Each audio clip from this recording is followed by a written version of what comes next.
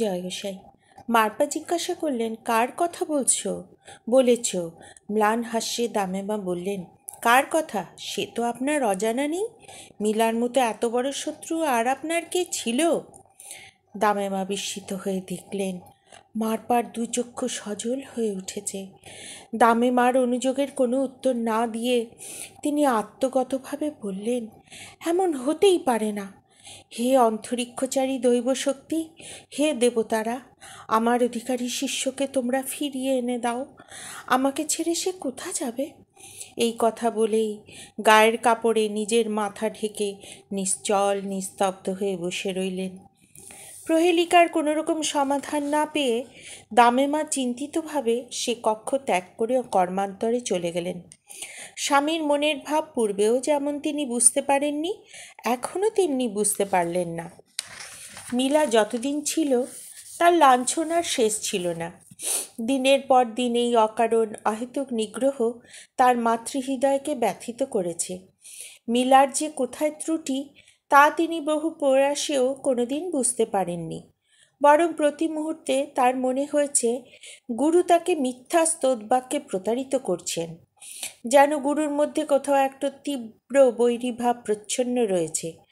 আবার আজ যখন সেই বহুদিনের প্রবঞ্চিত নিজের দুঃখময় জীবনের বিড়ম্বনার বোঝা নিয়ে নিঃশব্দে বিদায় হলো, তখনই বা গুরুর এই আকস্মিক ভাবান্তরের হেতু কি?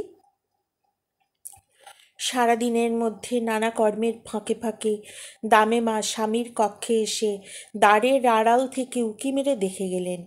প্রত্যেকবারই দেখলেন মহর্ষি মস্তক আবৃত করে স্থাণুর মতো বসে আছেন। দামেমার মনে হলো যেন তার হিসাবে কোথাও না কোথাও মস্ত একটা ভুল হয়ে গেছে, অথচ কোথায় যে সে ভুল তাও সহজ বুদ্ধিতে বোধগম্য নয়। অধিকারী শিষ্য কাকে বলে? মিলা যদি অধিকারী হয় তবে পদে পদে তার এত নিগ্রহী বা কেন? অনর্থক বারংবার বাড়ি গড়ানো ভাঙানোরই বা অর্থ কী? পরের ছেলে বলে তাকে এমন অমানসিকভাবে প্রেরণ করারই বা অর্থ কী? মজুরি কি পীড়ন করারই বা কী অর্থ হয়? মজুরি করবার জন্য যে আসেনি তাকে দিয়ে কি না করানো হয়েছে! ধর্মশিক্ষারই কোন দেশি পদ্ধতি? পীরজোড়া ক্ষত দেখেও এতটুকু করুণা এলো না, বললেন কাজ ছাড়া চলবে না। অথচ কাজ মানে তো সেই অর্থহীন গড়া নিরর্থক ভাঙা। আবার এখন দেখছি আর এক ভাগ। মনে হচ্ছে যেন মিলার বিরহে একেবারে ভেঙে পড়েছেন। চোখে যা দেখেছি তাও কোনোদিন বুঝতে পারিনি, এখন যা দেখছি তাও আমার বুদ্ধির অতীত। কিন্তু আমন্ত্রণে বা বিসর্জনে যিনি চিরদিনই বিতরাগ, তার চোখে যে আজ মিলার শোকে অশ্রু ঝরছে, এ তো আর মিথ্যা নয়। মিলাকে যে উনি অধিকারী পুরুষ বলে উল্লেখ করলেন, সেও যে ওর অন্তরের কথা, তাতে ভুল নেই। অতএব আমার সামান্য বুদ্ধিতে কি মেলে আর কি মেলে না তা নিয়ে মিছে কেন উদ্বিগ্ন হই? মিলা ফিরে আসবে, মিলা তার প্রার্থিত বস্তু লাভ করে কৃতার্থ হবে। আলো ছায়া অনিশ্চয়তার পরপরে তার তপস্যার নিশ্চিন্ত ভূমি সে লাভ করবে। কয়েকদিনের মধ্যেই দামেমার এই প্রত্যাশা পূর্ণ হলো। মিলা ফিরে এলেন। দামেমা পুলকিত হয়ে বললেন, আমি জানতাম তুমিকে ফিরে আসতেই হবে, কারণ তোমার গুরুর কথায় আমি বুঝেছি যে তোমার সুসময় সমাগত। তিনি নিজের মুখে স্বীকার করেছেন যে তুমি তার অধিকারী শিষ্য। এমন কথা সকর্ণে শুনেও মিলার মনের দ্বিধা ঘুচল না। গুরুর এতদিনের প্রত্যেকটি ব্যবহারের সঙ্গে মিলিয়ে তিনি এই কথার সঙ্গতি খুঁজে পেলেন না, কারণ তার ধারণা হলো এর মধ্যে কোথাও না কোথাও একটা গলদ আছে। গুরুর কৃপায় ক্ষুধার অন্ন তার জুটেছে একথা তিনি অস্বীকার করতে পারেন না, কিন্তু তার অতিরিক্ত যে কিছুই আর পাননি সে কথা সর্বজ্ঞ পুরুষ ভালো করেই জানেন। সমস্ত জেনেও তিনি এতদিন পর্যন্ত আসল বিষয়ে একটি কথাও বলেননি। ত্যাগতঙ্গের দৃষ্টান্তে তার মনে যে ধিক্কার জেগেছিল, তারই প্রেরণায় তার মনের চিন্তাধারা যেন নৈরাশ্যের মোড় ফিরেই অকস্মাৎ স্পর্ধিত হয়ে উঠল।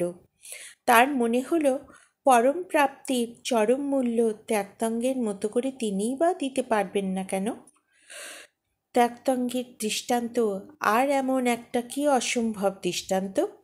নিষ্ফল দেহের এই অতিরিক্ত মেদমাংসে তারই বা কি এমন প্রয়োজন আছে যে তাকে তিনি সন্তর্পণে বাঁচিয়ে রাখতে চাইবেন? এই অস্পৃশ্য অপবিত্র দেহটার যে কোনো অংশ গুরু যদি দীক্ষার দক্ষিণাস্বরূপ গ্রহণ করেন, তিনি কি তা সানন্দে দিতে পারেন না? আমি তো নিজের সমগ্র সত্তাটিকেই দুহাত ভরে অঞ্জলি দিতে চেয়েছি।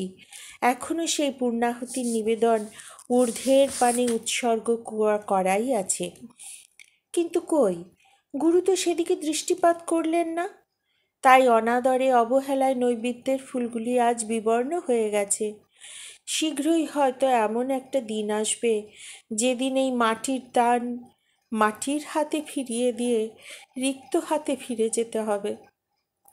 গুরুমার মুখে মিলার প্রত্যাবর্তনের সংবাদ পেয়ে বিরস বদনে গুরু বললেন, মিলা ফিরে এসেছে? সে কি মনে করো আমাদের মুখ চেয়ে? যে আসে সে নিজের স্বার্থেই আসে। তথাপি সে যদি আমাকে প্রণাম করতে চায়, তাতে আমার কোনো বারণ নেই।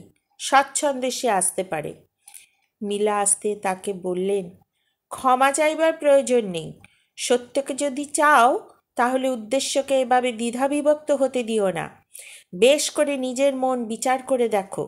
যদি এই ত্যাগের মূল্যে সাফল্য অর্জন করতে প্রবৃত্তি হয়, তাহলে এখনই বাকি 3 তলা সমাপ্ত করতে লেগে যাও। আরব্ধ কর্ম সমাপ্ত হলেই তোমার প্রার্থিত বস্তু পাবে, তার আগে নয়। আর যদি আমার কথায় আস্থা রাখতে না পারো, তাহলে আর এই মিথ্যা ব্রাহ্মণার কাজ নেই। এভাবে অন্ন ধ্বংস না করে তুমি স্বেচ্ছায় নিজের পথ বেছে নিতে পারো। মিলার মনের ব্যথার স্থানটি বহুদিন থেকে অসাড় হয়েছিল বলেই এই বিরস বচনে তিনি ব্যথা পেলেন না। তিনি নতুন করে আর একবার বুঝে নিলেন যে গুরুর কাছে তার আর কিছু প্রাপ্তির আশা নেই। দেওয়া না দেওয়ার অধিকার যেখানে দাতার হাতে, সেখানে দিনহীন কাঙালের কথা শুনবে কে? বহুদিনের অব্যক্ত বেদনার সঙ্গে যে এতখানি সুগভীর ক্লান্তি ওতপ্রোত হয়েছিল, সে কথা এতদিন পর্যন্ত এমন করে তিনি কোনোদিনই টের পাননি। গুরুমায়ের টানে পথের মাঝখান থেকে ফিরে এসে অকস্মাৎ তার মনে হলো আর এক চিরদুঃখিনী মায়ের কথা। মনে হলো এই নিষ্ফল অনুসন্ধানে আর কাজ নেই, মায়ের কাছেই ফিরে যাই। শ্রান্ত দেহে শুষ্ক মুখে তিনি গুরু মায়ের কাছে গিয়ে দাঁড়ালেন। বললেন, বৃথা চেষ্টা। গুরু আমার প্রতি অনুকূল নন। আপনার কথায় কিছুমাত্র আশা না নিয়েই আমি গুরুর কাছে গিয়েছিলাম। বুঝলাম যে কিছুতেই কিছু হবার নয়। আরব্ধ গৃহ সম্পূর্ণ করলেই বা কী হবে? এখনকার এই প্রতিশ্রুতি তখন আর গুরুদেবের মনে থাকবে না। সেই পুরানো কথাটাই আবার নতুন করে শুনব। তাই ভাবছি আপনার অনুমতি পেলে আমি বাড়ি ফিরে যাই। কত বৎসর হয়ে গেল মায়ের কোনো সংবাদই আমি রাখি না। আমার ছোট বোন পেতা, আমার বাগদত্তা বধূ জেসে, তাদের যে কি হলো তাও জানি না। যে আকাঙ্ক্ষা নিয়ে ঘর ছেড়ে বেরিয়েছিলাম, সে সবই আকাশ কুসুমে পরিণত হয়েছে। আমার দুর্ভাগ্যের ইতিহাস আপনার মতো করে আর কে জানে। তাই আপনার চরণে আমার নিবেদন, আপনি আমাকে বাড়ি ফিরে যাবার অনুমতি দিন। দামে মা কোনো কথারই প্রতিবাদ করলেন না, কারণ নিজের অন্তরে তিনি মিলার এই হতাশার প্রতিধ্বনি শুনতে পেলেন। তিনি বললেন, তোমার সব কথাই ঠিক। আমি তোমাকে প্রতিশ্রুতি দিয়েছিলাম যে প্রয়োজন হলে তোমাকে অন্য গুরু জুটিয়ে দেব। নোংডুং তোমার গুরুরই একজন প্রাপ্তকাম শিষ্য। তার কাছে দীক্ষা পেলে এক হিসাবে তোমার গুরুর শিক্ষাই পাওয়া হবে, কারণ তোমার গুরুর নির্দিষ্ট পন্থাই তাঁর পন্থা। তিনি যাতে তোমাকে সাদরে দীক্ষা দেন, সে ব্যবস্থার ভার আমি নিলাম। তুমি নিশ্চিন্ত মনে যেমন কাজ করছো তেমনি করে যাও। ইতিমধ্যে কয়েকদিনের মধ্যেই আমি আমার করণীয় সমাপ্ত করব। গুরুমার কথায় আশ্বস্ত হয়ে মিলারেপা আবার আগের মতো গৃহ নির্মাণের কাজে নিযুক্ত হলেন। কিন্তু এবারকার কর্মের ধারাটি যেন সাফল্যের অদূর সম্ভাবনায় আর এক রূপ ধারণ করল। তার আজীবনের স্বপ্ন যে সফল হতে চলেছে, এই আনন্দের ছোঁয়া লাগলো তার প্রতি পদক্ষেপে। এবার আর মরীচিকা নয়, সত্যিকারের তৃষ্ণার জল, অনিশ্চিত ভবিষ্যৎ নয়, সুনিশ্চিত পরিণতি তার সামনে। মারপার গুরু মহর্ষি নারপার জীবনকালে প্রতি মাসের দশম দিবসে বিশেষ একটি ধর্মানুষ্ঠান করতেন। গুরু নির্দিষ্ট এই দিনটির উৎসব মারপার আবাসেও পূর্ববৎ আড়ম্বরে অনুষ্ঠিত হতো। দামেমা এই দিনটিরই অপেক্ষায় ছিলেন। এই উৎসবের জন্য তিনি পূর্বাহ্নে প্রচুর পরিমাণে ছাং 3টি বিশাল কলসে ভরে তৈরি করে রেখে দিলেন।